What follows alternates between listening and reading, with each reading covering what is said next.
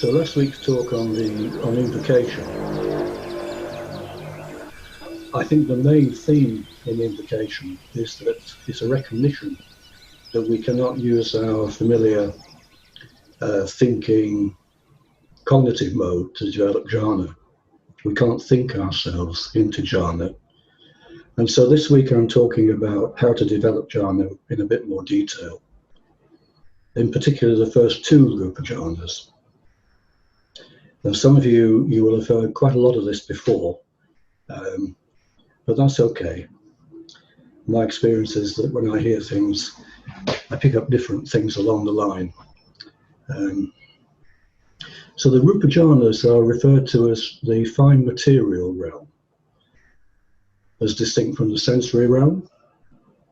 And I remember when I first came across that term, over 50 years ago now, it was one of those things, a bit like the Yogāvacara's manual, that were evocative.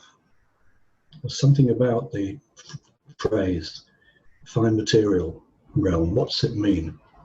And it was evocative, but not really understanding why. And it took many more years before I began to properly understand what it means. The fine material realm is different to everyday sensory consciousness. And talking about the first Rūpa Jhāna means we have to understand the process of disengaging from our default habitual sensory consciousness, which, if you remember, certainly in the Bojjhangas, I may not have mentioned it in this series of talks yet, but the phrase for developing the first Rūpa Jhāna starts with Viviccheva Gamehi. Viviccheva Gamehi, separated from sense desire, or apart from sense desire, probably better. So, in the background to everything I'm saying is this separation or disengagement. And in our tradition, in Anapanasati, we begin by establishing mindfulness on the breath, by counting. And this is an exercise in attention, and it's a very simple mental act of simply placing attention on each number as we breathe in and out. This is Vitakka, the first jhana factor, placing attention. It restricts the habits of sensory consciousness to a simple focus on the breath and the number, but it's still actually well within our default sensory consciousness. Still quite a way away from jhana. It's a starting point. Then we move to following the breath, which involves noticing the sensations in the body as the breath moves in and out. And the associated feelings. There's always a feeling component. The sensations are one thing in the body, but there's a feeling component to them, which is, unless someone is actually actively ill, is at least neutral, and in meditation is usually pleasant. Maybe not spectacularly so, but not bad. So just turning the attention to the breath and following it is the second stage beyond sati, which develops vichara, the second jhana factor, sustained attention. And to develop vichara, there has to be more than simply placing attention. To maintain it as the breath flows in and out without numbers means there has to be a kind of curiosity, an impulse towards understanding, towards meaning. And if you remember in the Bojjhanga talks, this is where the second Bojjhanga, following sati, develops, that is Dhammavichaya, investigation. And in the background to this, invocation that we talked about last week facilitates the whole process by recollecting a lineage. So it helps to already have a kind of direction, even though we don't know yet exactly what that leads to. We can't imagine yet what the experience of jhana will be, let alone the path.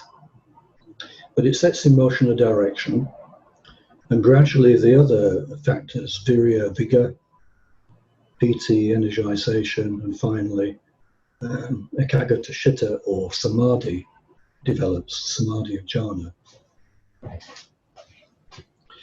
However, the two factors, vitakka and vichara, are absolutely central to the development of the first Rūpa Jhāna.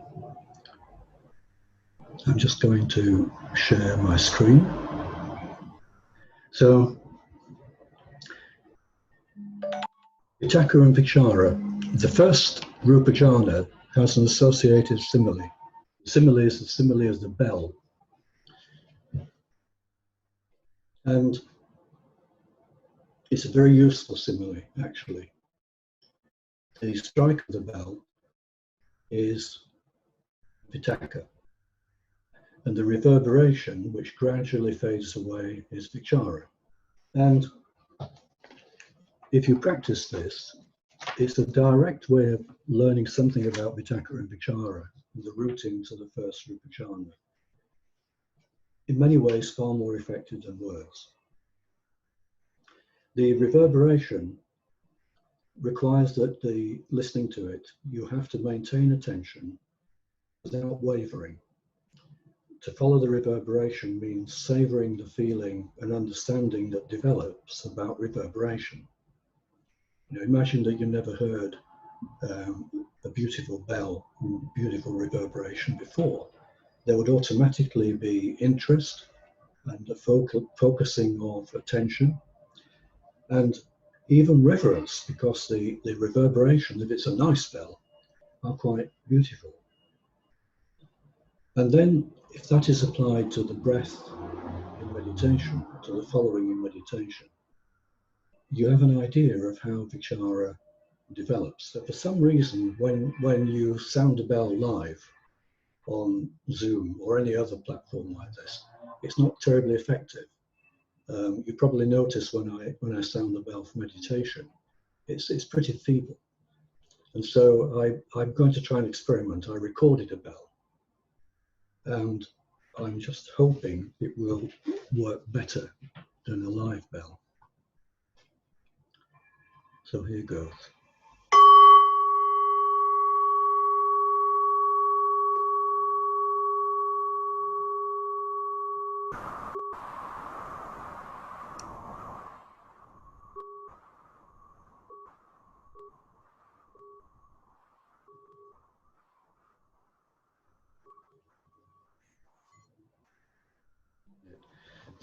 The first strike is a moment. The bell, you strike the bell. It's exactly like the moment of adverting to a number, 1, 2, whatever. That's the moment of sati that establishes a starting point. Actually a starting point in time and in space. The reverberation vichara is the continuous feel of listening to the sound of the bell gradually fade. And the parallel is to vichara in meditation. Now, when you come to the end of that reverberation, if this was a better recording, but you may still be able to get some idea, if you can come to the end of the reverberation and it fades into silence and stay there without mentally moving in the stillness, in the silence, then that gives you an idea of exactly what develops in anapanasati. Vitakka, vichara, increasing stillness as you move to the touching and then the settling and to establish the nimitta. I'll sound it again. If it's not terribly clear, you can try it yourself with a bell, but certainly at Green Street.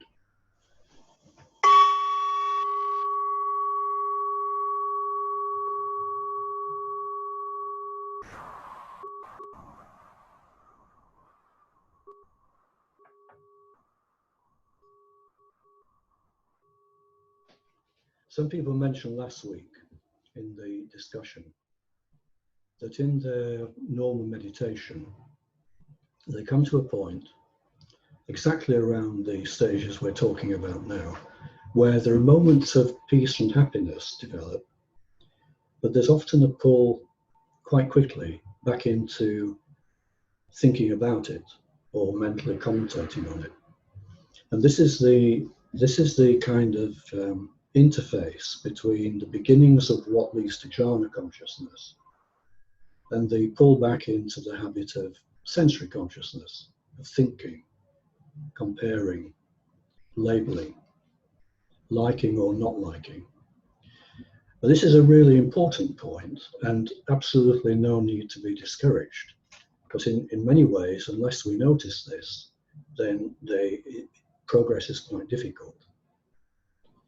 The habit of thinking and labeling and comparison is so embedded. You know, if you think that we've lived within this since birth, actually earlier, you know, we're aware of the mother in the womb for at least the second and third trimesters. And so we lived in this continuously. So it's no mean challenge to disengage from it. We have to get familiar with this interface. And when we feel that pull back, and then we come back to meditation, to do so with no discouragement, dispassionately. And gradually you get familiar with what is happening, confidence grows, and the stillness deepens. We're able to stay with the stillness longer and able to gradually accept that it's okay to feel content in the body. Content in the body and beginnings of happiness in the mind means that we notice that it's quite freeing, actually, to just stay exactly where we are. Very simple, no need to go back to the complications of thinking and comparison. Once you get that sense, then you're well on the way. I should say something now at this stage about piti and the nimitta. In the Yogāvacara, piti is very important, which is again very interesting, because in the reforms of the 1950s, when Vipassana was heavily promoted, piti was not really valued in the same way. And this is probably because some of the manifestations of piti can be quite startling. And it may be that it got associated with magical practices, even possession for some people. So piti was disregarded in many ways for many, many years. But in the Yogāvacara, it's central. So in the touching and settling stages, the sense of the mind and the qualities of the mind and consciousness become clearer, simply because it's more still and less distraction. And the meditator leaves space to notice this.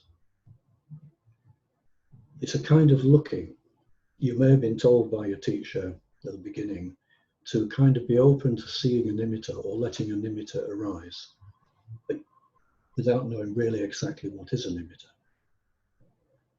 It's a kind of looking, a bit like peripheral vision, not focusing in that sense of trying to see something, but leaving a kind of space for something that might become clearer. And often a sense of brightness develops. Not always, but often. Sometimes it may be diffuse, for some people very clear.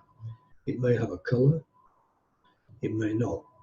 It may be diffuse and unlimited, or it may be quite focused, a bit like a full moon, or the sun at sunrise, or sunset. Sometimes meditators report they don't have a nimitta, but that's very deceptive, because if you think about those moments of stillness that you're gradually getting familiar with and able to stay with longer, there has to be some quality of consciousness which holds it together. it's a little bit like becoming aware of the mind itself. So that holding something together, some people experience it a little bit like touching something with the mind, but it may not be visual. Or some people may experience it as listening openly to silence. But there's something for sure that holds that stillness together. If you were thinking of it in terms of the philosophy of consciousness, what we're talking about is starting to recognize the qualia, the quality or the qualia of our own consciousness. And in breathing meditation, anapanasati, it is quite subtle. This is why some people don't immediately recognize exactly what it is that they're explaining, that they're experiencing.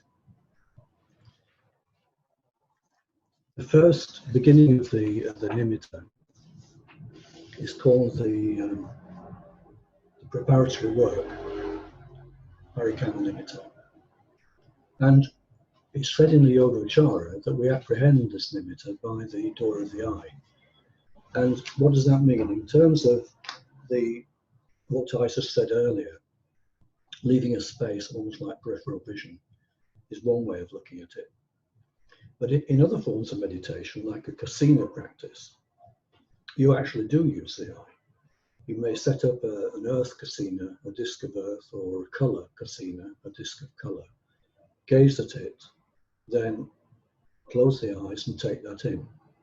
So in those kasina practices, you literally do work with the eye, the door of the eye. And it's much easier to recognize the quality of the nimitta. So if it was the earth kasina, for example, the feeling associated with it, the qualia of consciousness, is very solid, very grounded. So you might give this to a person who is a little bit not grounded. Colour kasina, if you got the right colour, a colour you really, really like, then the nimitta of that is a qualia of beauty. Maybe also with the same colour. And to begin with, the experience is changeable. It's not steady. But then as you get used to it, as the breath becomes finer, more subtle, it has to become finer and more subtle to stay with the stillness.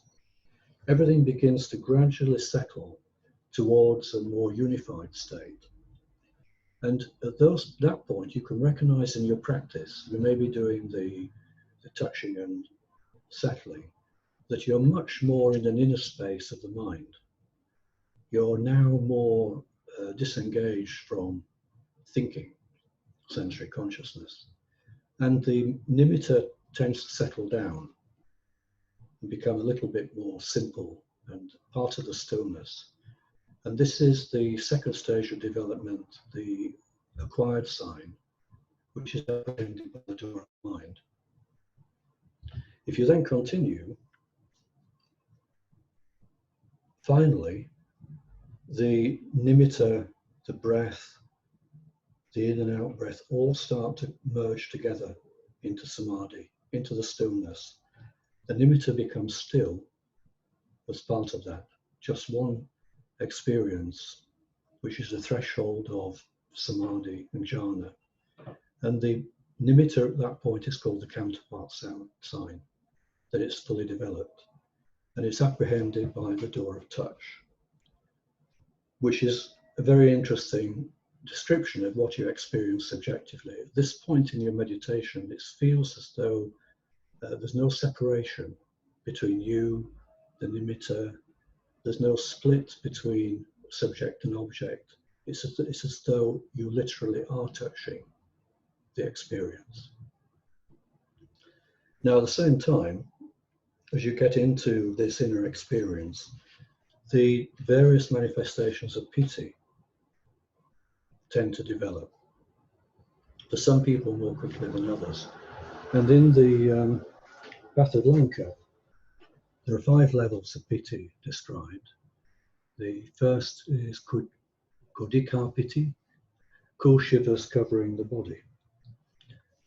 This point is the beginning of the body waking up, and it happens mostly over the surface of the body. So what we tend to experience is prickling of the hairs on the head or the hairs on the body.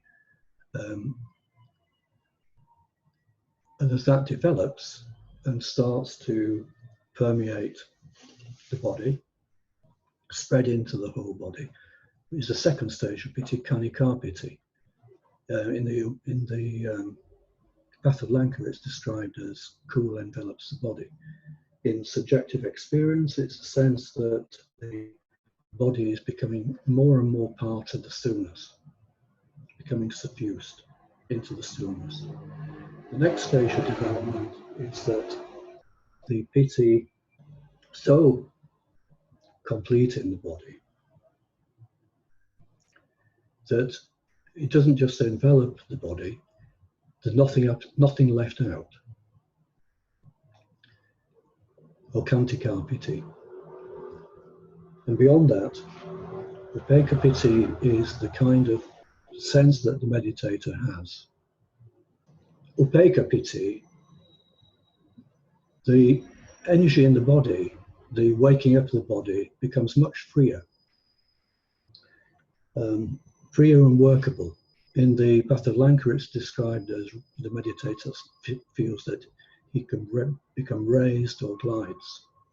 And finally, in Paranapiti, this sort of completion of the body becoming part of the stillness.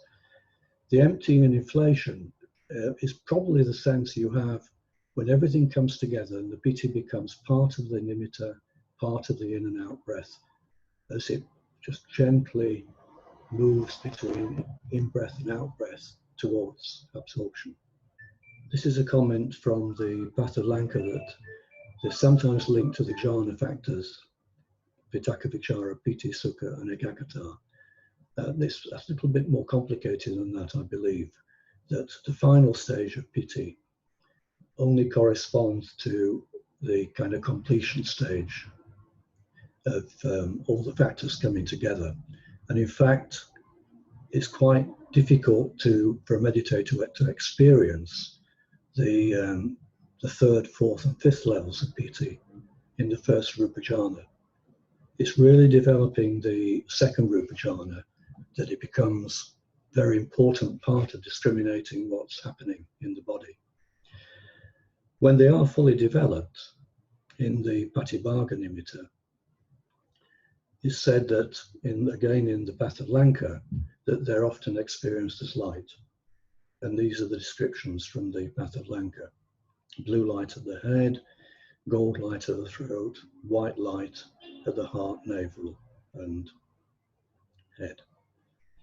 Actually, listening to meditators describe their own experiences, I think there's a wide range of experience, actually.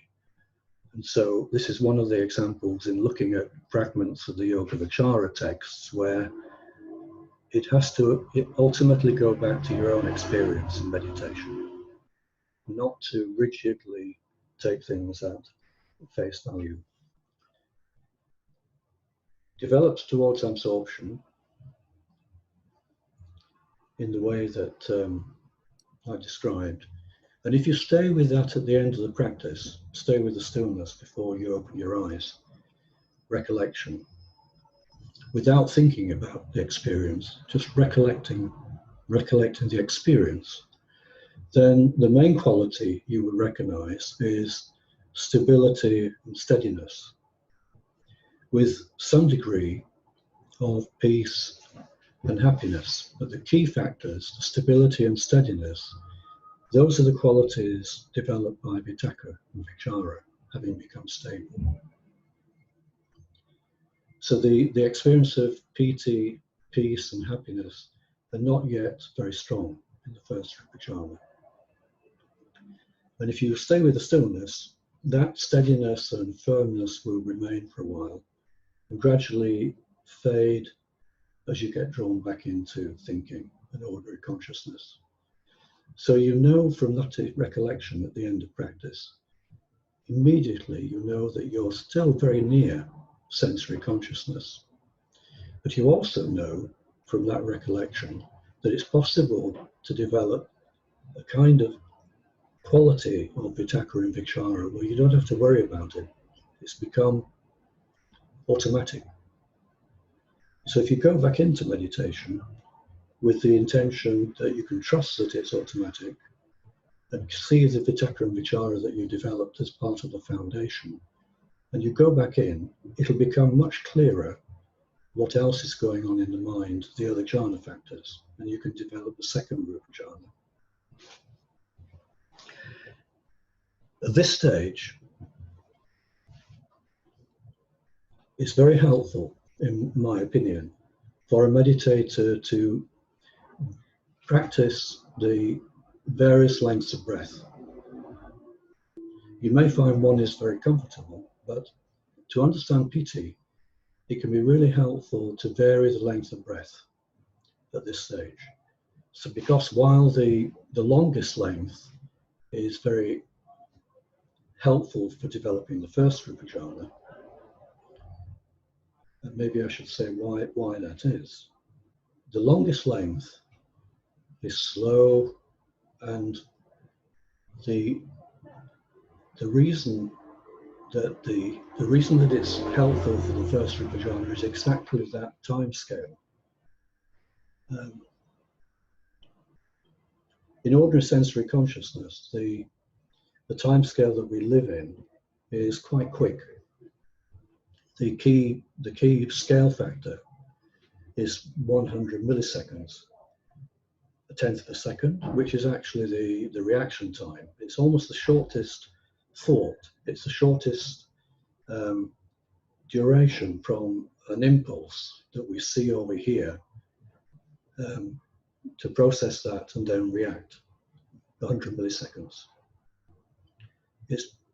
It really comes from all the biological and nervous system parts of the body. That's the fastest reaction time.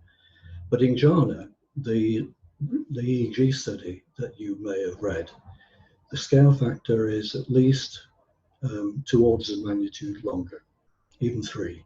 So instead of a tenth of a second, the scale factor is something between 10 and 100 seconds.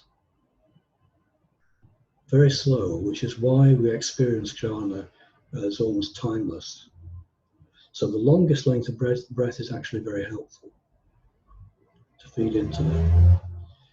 But for the understanding of piti in the second Rūpa Jhāna, it's actually very helpful to return and practice between the longer, shorter, and shortest.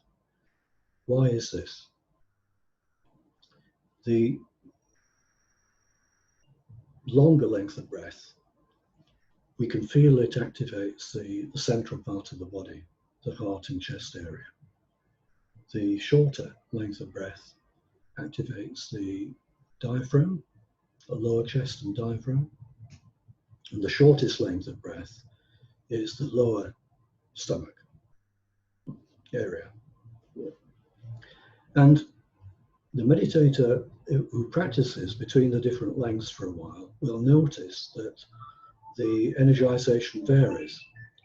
And very often you find that in the shorter and shortest lengths, it becomes very strong. Not for everyone, but for most people, there's at least a touch of that. So it helps you to get a sense of the way the body can wake up in the shorter and shortest lengths. You need more concentration to hold it. And that higher concentration somehow stimulates the nervous systems in the body into expressing piti. Once you get more familiar with it, then it's okay to use one particular length. When you're practicing, generally this happens naturally. But if you really want to understand the second Rūpa Jhāna, it does help to explore it, explore the processes of piti a little more. In fact, the second Rūpa Jhāna is all around exploring piti, understanding how it arises, how it gets tranquilized into samadhi. In the samatha tradition that we have, sometimes on strict practices on a retreat, we use methods what we variously refer to as one-way practice, or psychic power practice, or just piti practice to do that. But I don't think we can do that online. So another method, which is gentler and very interesting, relies on an area of the Yogāvacara to do with yantra. I'm sure many of you have seen this one before. It's one of my all-time favorites. What it is actually the symbol in the old Khmer Cambodian characters for Bu. So the inner one is drawn first, Bu. Then the second one around it, Bu. And the third, Bu. And this particular yantra is called layers of Buddha. It's actually very relevant to the practice of Buddha, which some of you know, which is probably one of the oldest samatha practices to develop jhana. A meditator practicing Buddha is different to anapanasati. On the in-breath, Bu is intoned with the intention to arouse piti. And on the out-breath, Do is used to tranquilize that piti into jhana. Buddha. Now this is the reason I'm showing this is not because of the Buddha practice, but because the form of this yantra, to me anyway, is very evocative of the way the breath fills the body, rises up and gradually fills the body, just like piti eventually fills the body. So the way to practice this is, first of all, if you want to practice drawing it, just to get familiar with it. Drawing it also gives you some understanding of it just by doing it. You may not know exactly what you're understanding, but drawing a yantra is very interesting. And this particular one, each one of the Bu that you draw it on an in-breath. Draw it on an in-breath in a continuous motion. Pause for a while, pay no attention to the out-breath, and draw the next one, again on the in-breath.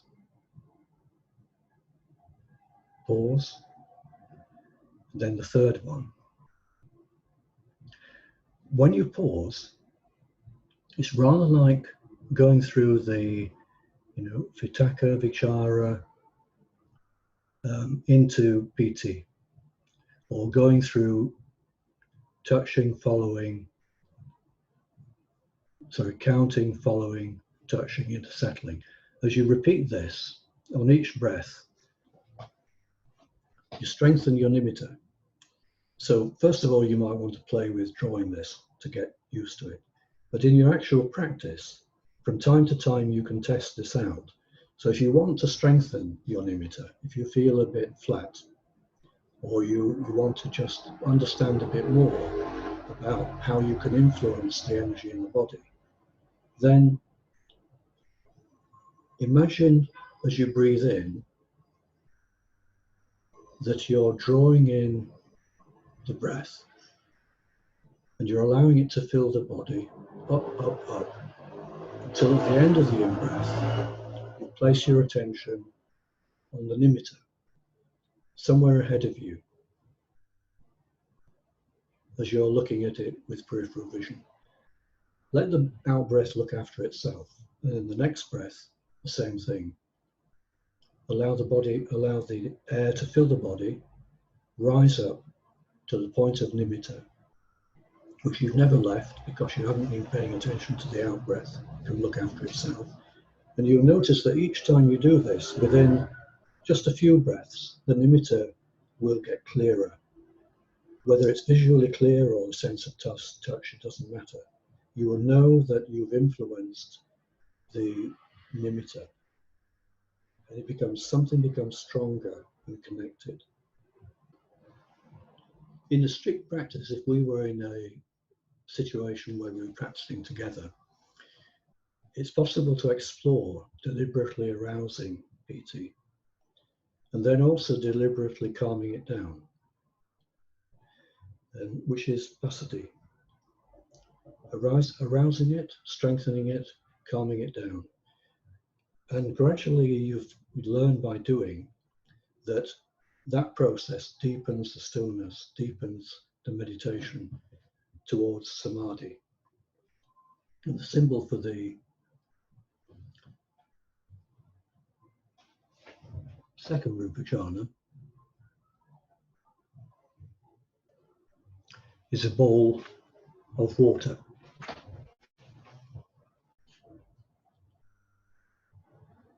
So gradually, any disturbance in the body becomes tranquilized. The water becomes very still. No disturbance, nothing is needed to replenish it, and nothing leaks over the edge. Everything is just contained beautifully as the second jhana develops. The stillness deepens. Because you're now much further away from thinking, you don't have to worry about Vitakka Vichara. The feeling is deeper. PT becomes satisfaction and the beginnings of sukha, and everything comes together into absorption of samadhi in the second Rūpa Jhāna. In the Yogāvacara, there's a kind of esoteric parallel to this. A lot of the Yogāvacara teachings make an analogy to the journey of a baby or fetus in the womb. So the analogy with this is almost like the meditator returns to a primordial state in the womb before you have to engage fully with the sensory world. It's carefully contained, self-sufficient. You don't have to worry about feeding. You don't have to worry about very much, providing the mother is quite contained too. And so some of the practices in the Yogāvacara take this analogy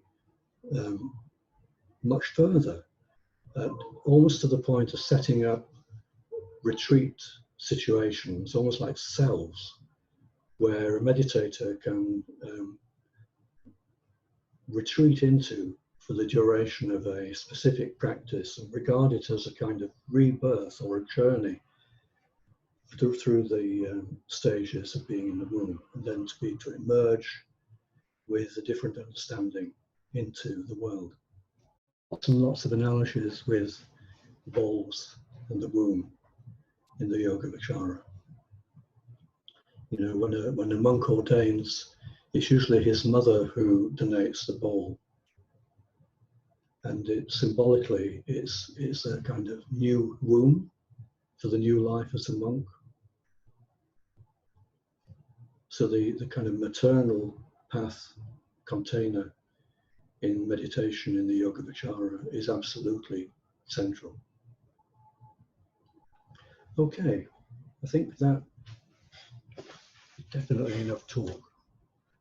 So we practiced for a while, 20 to 30 minutes, and rather than use my usual bell, I'm going to use that recording. I'll sound the bell to begin practice. Do your own practice in whatever form you feel inclined to, bearing in mind what we've been talking about. And then at the end of the practice, I'll sound the bell again. And when you come out of the practice, stay with the stillness for a while. And then we'll see if anything comes up that people want to comment on or share.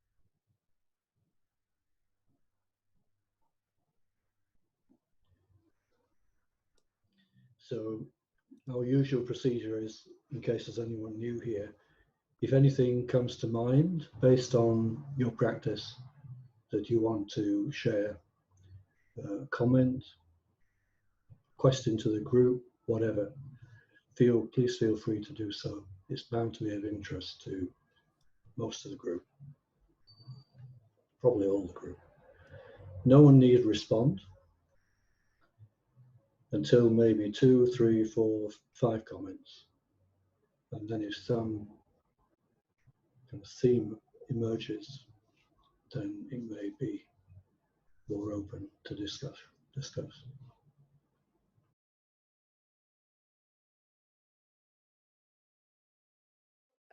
Not been practicing a lot, so I get a lot of distractions. So I noticed all the distractions coming up, and then that I realised that the distractions were to do. I'm trying to make this connection. The grief of separation from what I'm trying to do when I practice it caused a lot of pity, which was really interesting. So that's the thing I noticed. But all of these distractions and pity and things, they're not. They're keeping me away from the nimitta, so they're not really helping. That's it. It's not the first time that this happens to me, but sometimes it's when I'm getting to a stage of deeper concentration that there is something in me that wants to run away from it. So the moment I'm getting somewhere, there's something screaming that it has been enough. I have to go. And it's very strange because it happens every time. I think that when I'm reaching a stage of deeper concentration, I'm almost pulled away from it. It's like it's something that's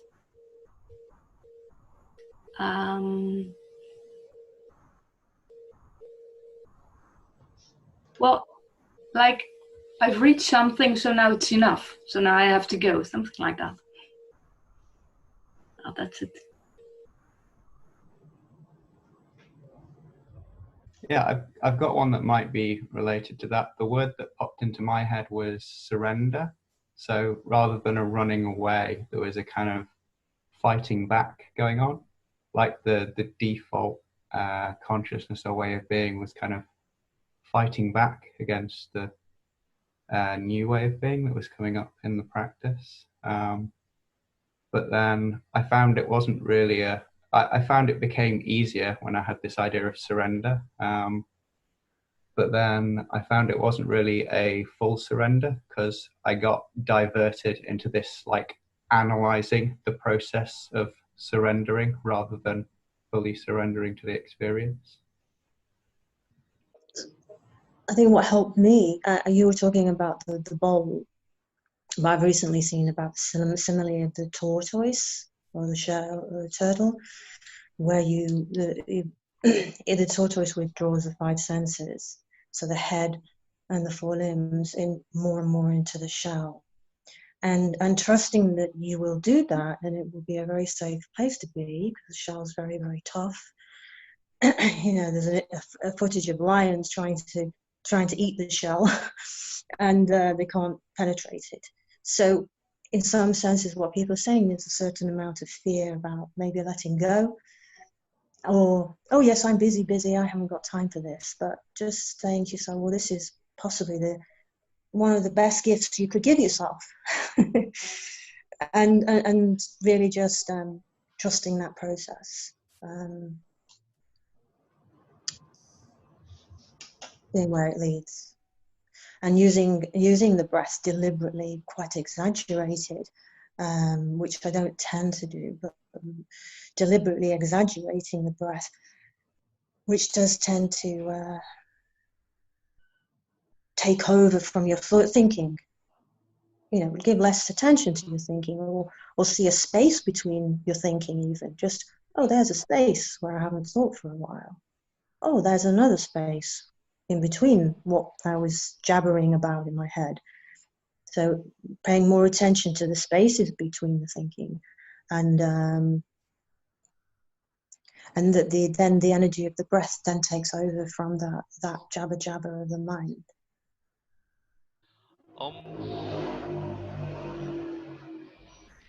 Two images from the suttas have been quite helpful recently. It said that the deities corresponding to second jhana are the Abhasara devas. The name means streaming with radiance, and they're also described as feeding on joy. Those images, streaming with radiance and feeding on joy, I find very helpful in terms of knocking on second jhana, or the joy quality of bringing in joy with the light of the nimitta as you breathe in, and letting it pervade, and then kind of glowing. Thank you. I was moving along through the kind of longest of counting, longer of counting, really quite a nice, long, steady kind of quite comfortable, quite settled sort of feeling. And then I came to a place of thinking, I suddenly felt a bit of worry. I can't remember what Paul was saying. And I really wanted to bring some aspects of what you've been talking about into the practice. And so there's a little bit of gentle worry. It wasn't terrible, but I had a little bit of disappointment there. And then all of a sudden it became very bright outside. I think the sun suddenly lit up, which is what's made me want to talk, because Peter talking about the glow. And all of a sudden I came to the lovely kind of big, lovely glowy nimitta that's recently finally started to come into the practice a bit. So there was this lovely glow, and there was the joy as well. It was quite a joyful, lovely kind of place. And parts of the talk started then to come back to me. And the main one that came back really strongly was the yantra. And I started to kind of picture the yantra quite clearly, and then started to try and link the breath with it. And I had gone through kind of like a shorter breath at that point with the glowy, but it was quite difficult to do like a shorter breath through the whole shape of it. So the breath started becoming longer and more comfortable, and I'm much happier, much more much steadier and more peaceful in the longer and the longest breath. So I found myself doing that and trying to kind of not connect with the out breath. And very recently, well, this year maybe, I've started, instead of like going a gentle kind of forward and back kind of piti sort of feeling, I've started to kind of go sideways, and it's a really, really different kind of experience. And this was happening stronger and stronger, not in a big way, not getting wider and wider, but just the kind of feeling of that kind of rocking. And maybe it goes back a little bit to sort of a Tai Chi kind of, that sort of, because I do Tai Chi. So, but I stayed with it for quite a long time, and I was also kind of saying to myself in the back of my mind, I must write it down, I must draw it, I must draw it, I must kind of get to know this a bit more fully, because it was really very special. And then all of a sudden as well, the Katina phrase came up, and I started to see the colours. And I've recently started knitting, and I have knitted a white square, a yellow square, and a red square. And I had all this excitement, I must do a blue square. And so I just kind of like came to the end of the bell, you know, in this kind of not exactly excited, but very inspired kind of state of like, you know, I've got something I must do, which is very different to how I have been feeling, you know, a few months ago and on and off through the whole year. So thank you. Thanks, Lizzie. I had a really weird practice today. quite the opposite to how it normally is. So it's usually kind of very smooth and peaceful, and it was all over the place. It felt like there was a lot of energy right at the beginning, and I couldn't do the longest breath. It was just too jerky. I couldn't do the longer breath. And it just felt like the breath had no place to go, nowhere where it felt comfortable. Very odd. And then in the end I just thought, well, just, you know, let it do whatever it wants, and it just kind of went all over the place. It didn't stay in one length for any amount of time, but it seemed to be associated with a lot of PT coming up immediately, and also some sort of emotion, you know, behind that too, linked with mothers, I think. But also, you know, quite a strong sense of that, you know, having some contact with that fine material kind of realm. So quite interesting. So when you say Sarah, that it was all over the place, looking at you now, quite a different impression. What's it left you with? How would you describe the feeling state? By the end of the practice, the breath had kind of, I suppose, not gone back to normal, but it had become more settled by the end of the practice. But there's still a lot of energy now. But it looks, looking at you, it looks quite contained, quite embodied.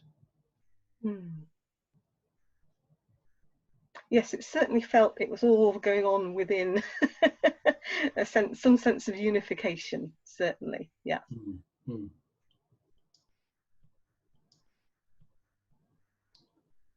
Is Hisami in the group? Hisami, are you around? Yes. How do you find the practice?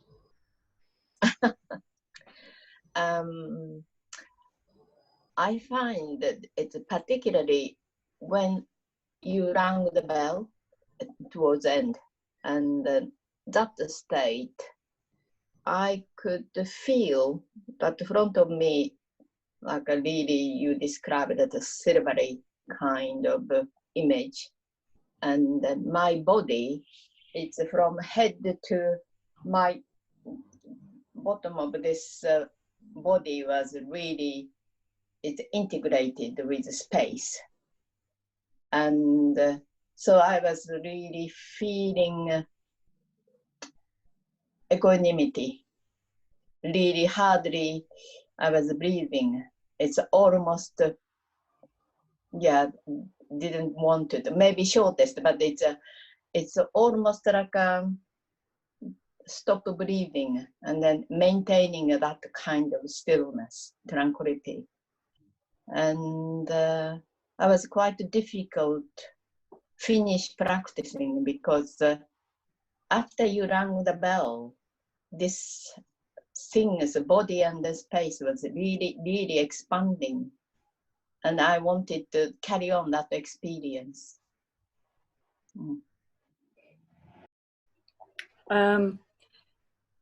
When I was with, I moved into a short breath for the following and for the touching. And I don't know if it was connected to the short breath or just the state that I'm in at the moment, but I noticed that I was releasing kind of shock, sort of like fear, the fight, or more like the flight kind of energy. I was releasing that. And then the bell went. So but that does relate to my practice, because when I am more, sometimes I'm just releasing fear before I can actually settle. And then I can go into the piti place, and then I find that I have a lot of energy, and I can actually raise the energy because I do Qigong and I do Tai Chi practice. So it's sort of like, that's a familiar place. I can feel kind of like spontaneous kind of movement starting to happen. but I'm not very good. I noticed I'm not very good at the how to calm that energy, how to calm it. So and it's not because I'm in a place of, you know, sort of just releasing fear. It's just sometimes that energy can be really joyful. I feel alive, but that aliveness can take me away from that calmness. You know, it's a bit opposite to where I'm going to.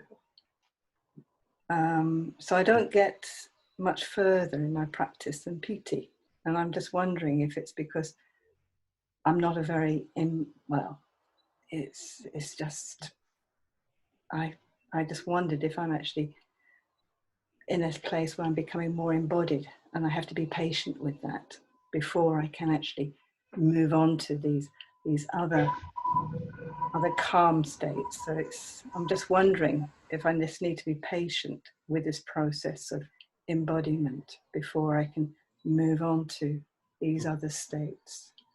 So Okay. You know, these comments are really, really helpful. I can talk about the kind of threshold that we're all dealing with between the familiar sensory consciousness and moving towards something quite different, the fine material, and how tricky that is and so on. But you've described, all of you have been describing how you experience that. And it's so helpful to me too, to hear that in different perspectives. It fills in the picture and kind of deepens the understanding. There are so many things that came up in those comments.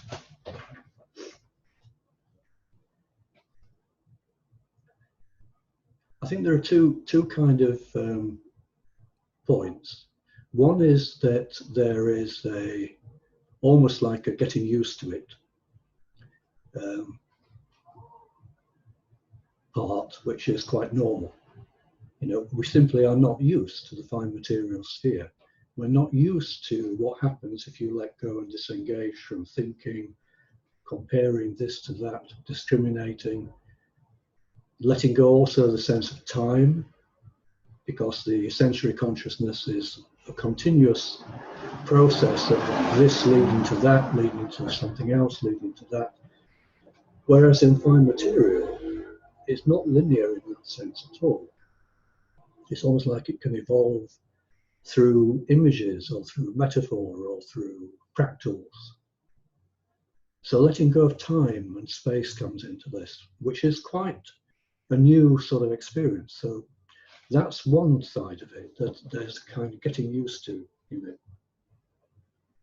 And in that sense, you do get used to it. That's a lot of the practice of meditation, is being patient with yourself and not seeing it as a failure or a problem, and just patiently continuing with dispassion. So equanimity has to be practiced to some extent from the beginning, even though, as someone mentioned, it could feel like the completion point. I think it was Hisami. Of course it is, in the fourth Rūpa Jhāna. And then quite a number of you are describing it in a different way, where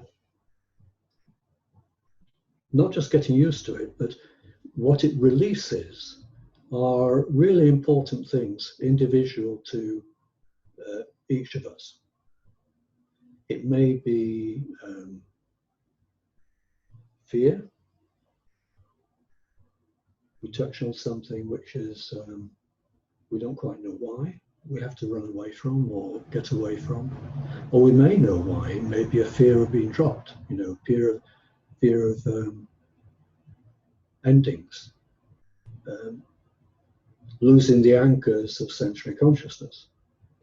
What's familiar could be fear. It could be doubt.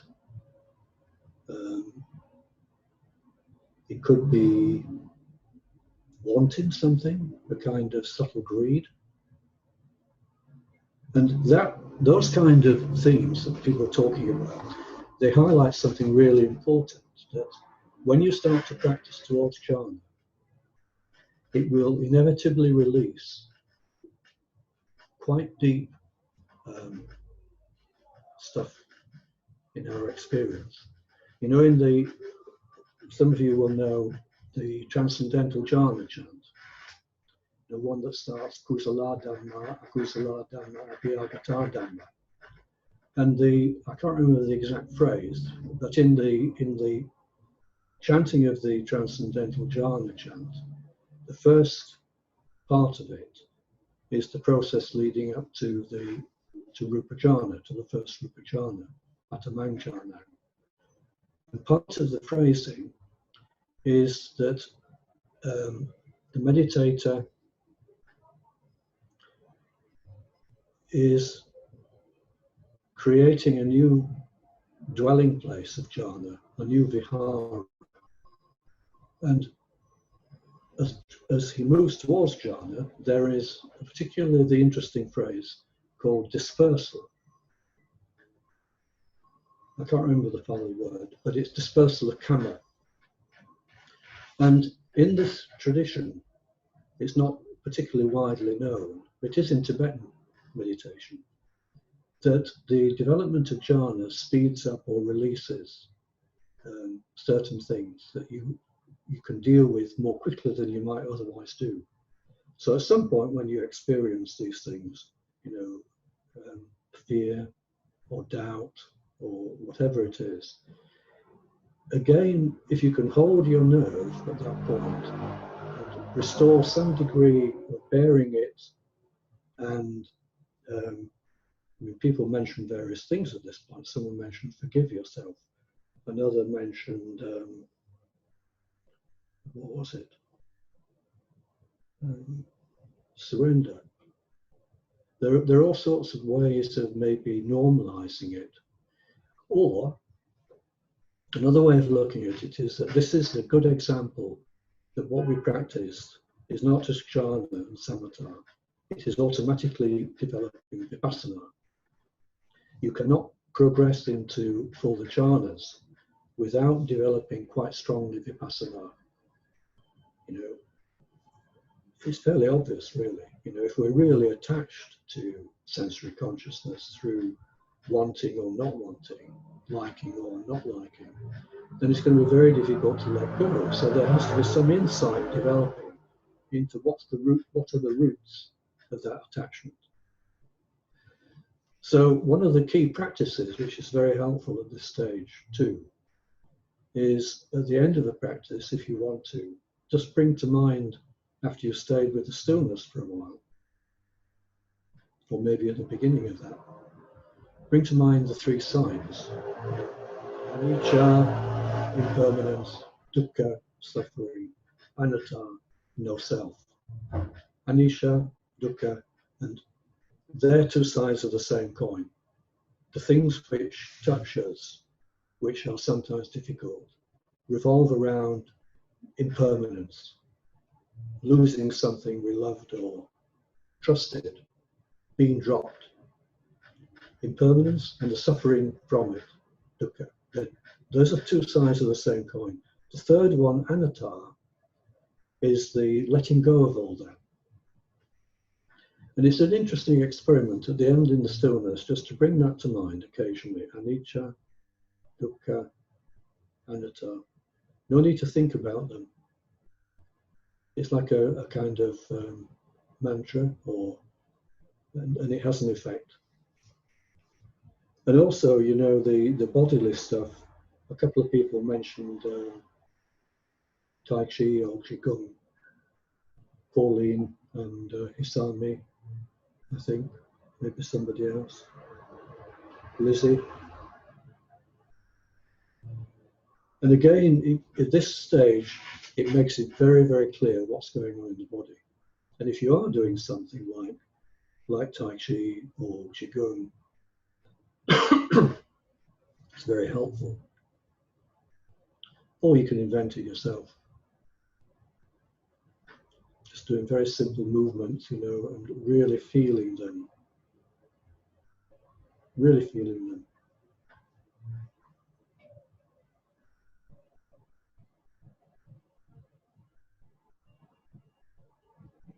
And all this is within the first and second Rūpa Jhāna. So typical, everything you have raised, the comments, are absolutely central to what happens in the first and second Rūpa Jhāna. That's why I wanted to talk about them together. They lay the foundation for the third and fourth. Paul, can I ask a question? Although my practice today was very tranquil and peaceful, but after I started talking, I felt a lot of emotion coming. I wanted to cry.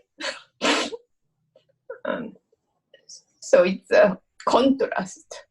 Or is that something coming from deep inside? What is the question, Hisami? Well, compared to my practice itself, today was very peaceful and calm. But now afterwards, I feel quite emotional, emotion coming out.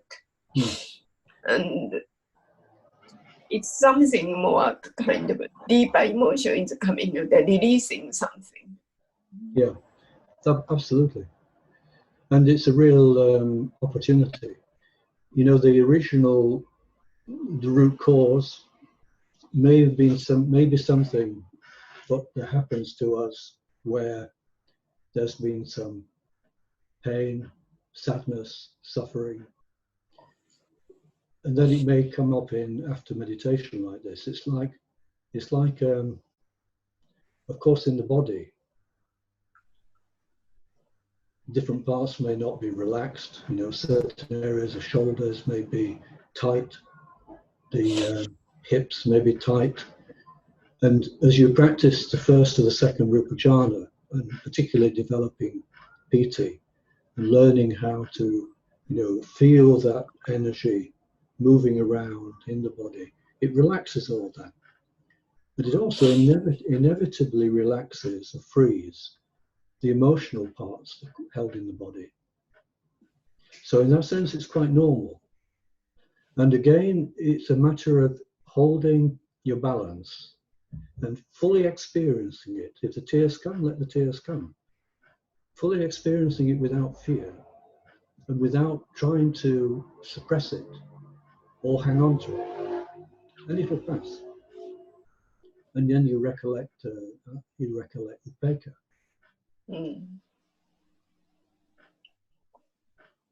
So, in fact, it sounds trite to say it, but in fact, it's not a bad sign. You know, sometimes it's better to free the thing. And in that sense, the meditation is quite remarkable how it can do that in a safe way. In a safe way. Thank you.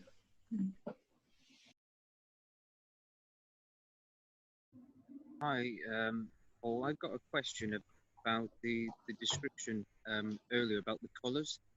So it first said about blue light arising, and then later gold and white light. And I'm just wondering why those particular colours, and why are they significant more than any other colours? You mean this was a description for the different stages of piti, wasn't it? Yes. Well, I think this is one of those areas where we need to realise that not to take too rigidly what different texts in the Yogāvacara say in that kind of detail, because looking at the experiences in our meditators over 50 years, my sense is there is actually quite a large variation. There may well be one general point within it, though, that in moving towards the deeper stages of absorption, the light tends to become clear and bright without any particular color. But in the earlier stages, people experience a whole range of colors at different times. And so, you know, you look at the Yogāvacara text, and a little bit like Tibetan tantras, they come from different groups who are under a particular teacher, who may have taught in a certain way, and different people have different focus, perceptions. So you have to temper it with what happens to you. I mean, for example, I remember on one practice we were talking about the value of nature at Green Street. It was probably an early spring time of year. And one of the things that came up in just general discussion was the powerful effect of colour. And if you asked people at that point what was happening in their practice, quite a lot of them would have been seeing beautiful golden colour, or a almost like luminous red colour in their practice. And it happened to be the time of year when the daffodils were stunning. And also in another part of the garden, the poppies were absolutely luminous. So it depends partly on the individual and the circumstances. I mean, in color casino, the main choice of color is to find a color which is beautiful to that person. So if the feeling underlying your meditation is tending towards happiness and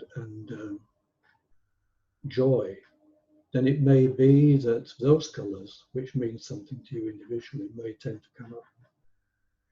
That's my view. Other people may have different views. Yeah, my feeling was that gold and white is quite refined, but this text was quite prescriptive and said it starts with blue. But like you say, it could be different. Yeah. So yeah.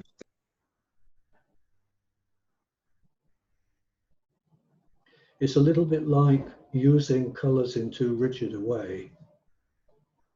It's easy to get kind of caught in it and expect it has to be that way. It's a little bit like some traditions teaching chakras, and people then practice in a way where they expect or want to develop what they are taught is happening in terms of chakras in different parts of the body.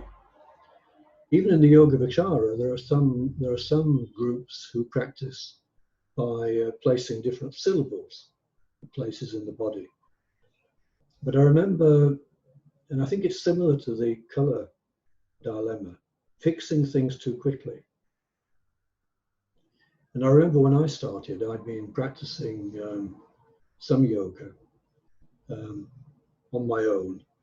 I knew nothing about Buddhist meditation, but it was a kind of yoga which was very energetic, Kundalini yoga, or my own version of it.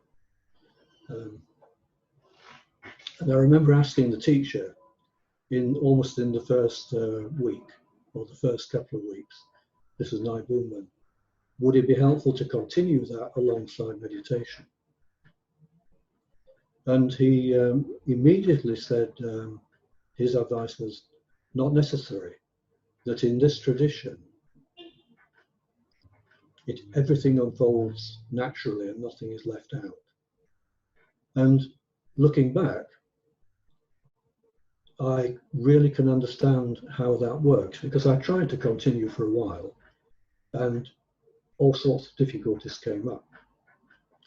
And actually what happens, teaching and listening to meditators and my own practice, is that, for example, the 4 lengths of breath we had, in a very natural way, develop awareness of the whole body. The whole body in the longest length, the the heart area, the throat area, the stomach area, without putting any labels on them. And I think it's the same principle, not to get too hung up on the colour ought to be this or that. Okay. So, very happy to continue next week with the next one. Thank you. I'll see you tomorrow. Thank you. Thank you. Thank you.